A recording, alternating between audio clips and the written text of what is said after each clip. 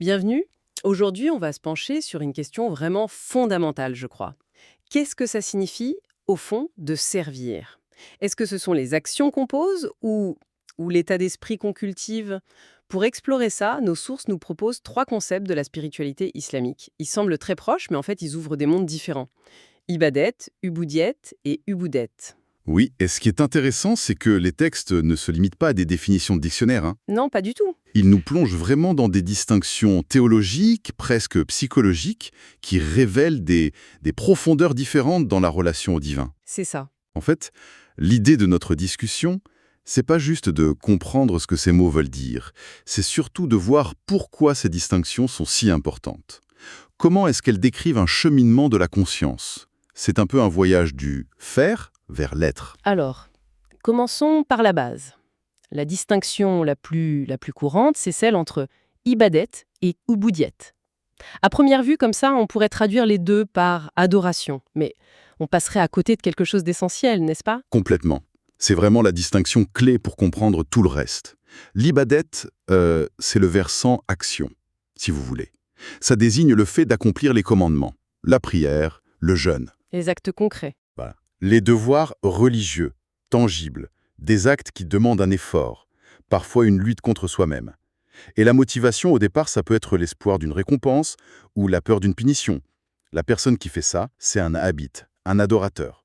C'est le cadre, la pratique visible de la foi, en fait. C'est ça.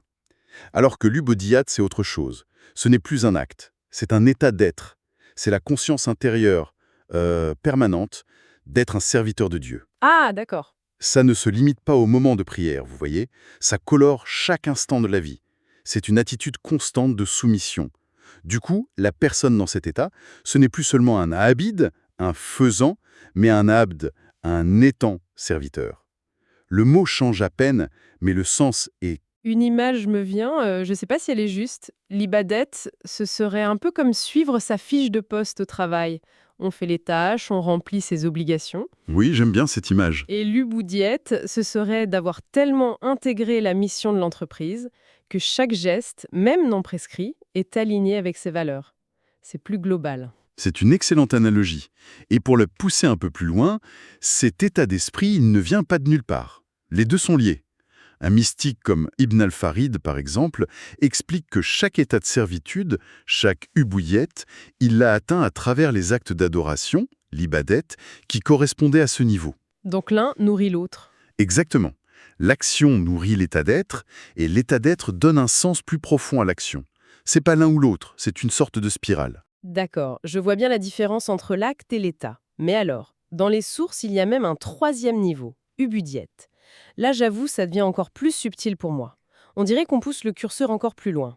C'est exactement ça. Certains maîtres soufis, ils décrivent une hiérarchie en 3 temps. Au premier niveau, on a l'ibadet. C'est le service des gens du commun, on va dire. Le labeur de ceux qui sont dans la lutte pour accomplir leurs devoirs. C'est le socle, l'étape nécessaire. Puis vient l'ubudiette. Ça, c'est le propre des gens de conscience, de vision intérieure. Ce n'est plus mécanique. C'est l'attitude des âmes, décrite comme vaillantes, celles qui traversent de grandes épreuves avec cette conscience de leur servitude. D'accord. Et enfin, au sommet, il y a l'ubut. Et là, ce n'est même plus un état de conscience de soi en tant que serviteur, c'est un état d'absorption complète dans le divin.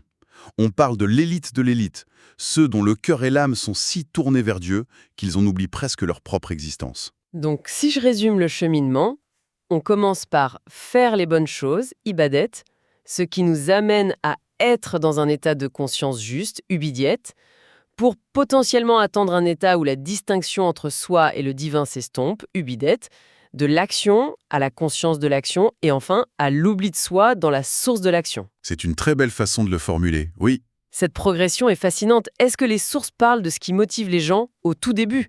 Parce que j'imagine que tout le monde ne commence pas en visant l'absorption totale. Absolument.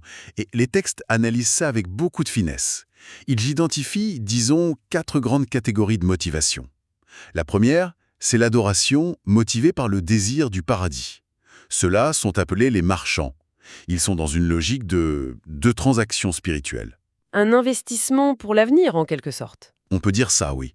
La deuxième catégorie, c'est son opposé, l'adoration par peur de l'enfer. On les nomme les esclaves. Ils agissent par crainte de la punition. D'accord. Et ensuite, on monte d'un cran. La troisième catégorie, ce sont ceux qui adorent par un mélange de sentiments plus nobles. La crainte révérentielle, la majesté et surtout l'amour. Eux, on les appelle les véridiques ou les loyaux. Là, l'intention devient plus pure, moins centrée sur soi. Exactement. Et enfin, le sommet de la motivation, la quatrième catégorie. C'est l'adoration faite simplement parce que c'est la nature de la relation entre le serviteur et le maître. Sans aucune pensée pour le paradis ou l'enfer.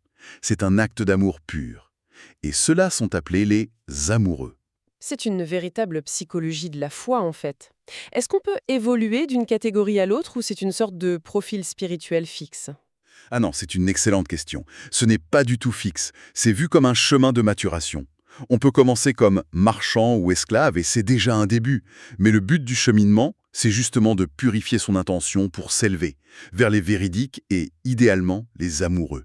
C'est un voyage intérieur. Et pour illustrer ça, il y a l'exemple incroyable de Rabia al-Adawiya, une femme au destin hors du commun.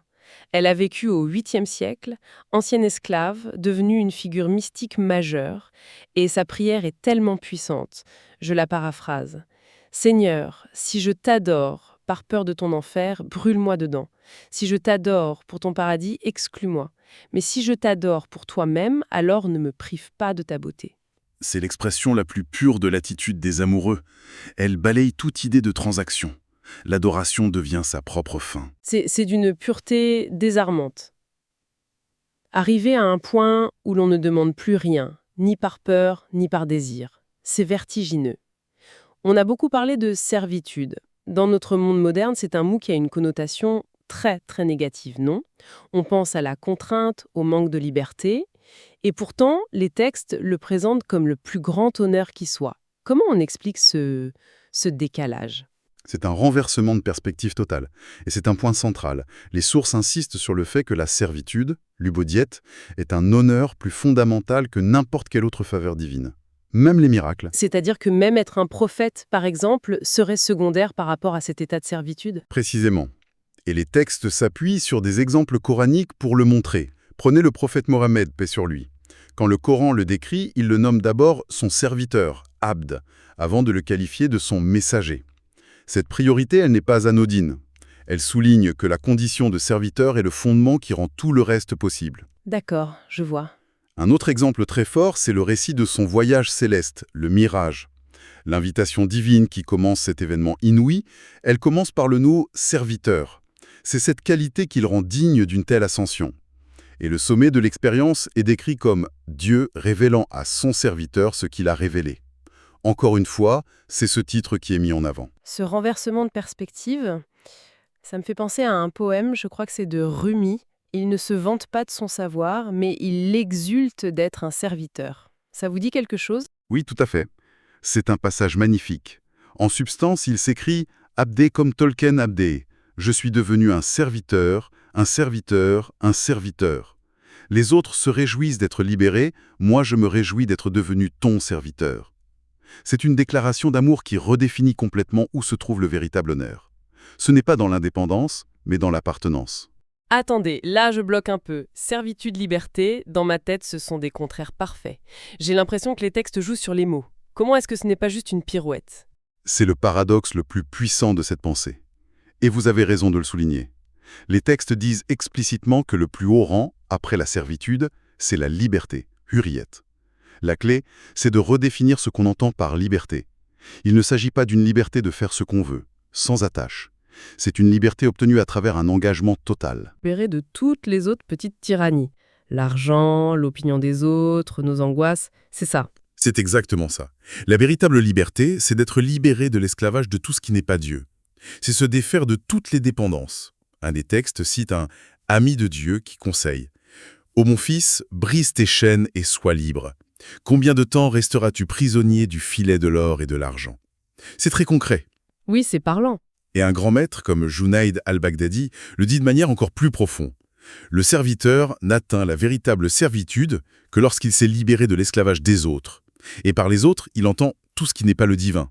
Du coup, la servitude envers l'unique devient l'acte libérateur suprême. C'est beaucoup plus clair. Donc, en résumé, on a suivi un chemin qui part des actions de l'Ibadet vers la conscience de l'Ubudiet jusqu'à l'absorption de l'Ubudiet. On a vu que les motivations sont cruciales, des marchands jusqu'aux amoureux, et on termine sur cette idée renversante que la servitude exclusive est la porte d'entrée vers la seule liberté qui vaille. C'est une excellente synthèse du parcours. Et pour finir, les sources nous laissent avec une dernière pensée, presque un défi. Pour atteindre cette liberté totale, le texte suggère qu'il faut même se libérer de l'influence la plus subtile, le regard des autres, l'opinion du monde. Une citation poétique nous invite à passer au-delà du cercle des étoiles si l'on veut faire résonner le tambour de l'honneur. Passer au-delà du cercle des étoiles. C'est une image puissante qui laisse songeur et qui nous amène à une dernière question à méditer. Qu'est-ce que ça voudrait dire dans nos vies d'agir avec une intégrité si pure qu'elle ne serait concernée par aucun public, aucune récompense, aucune validation extérieure?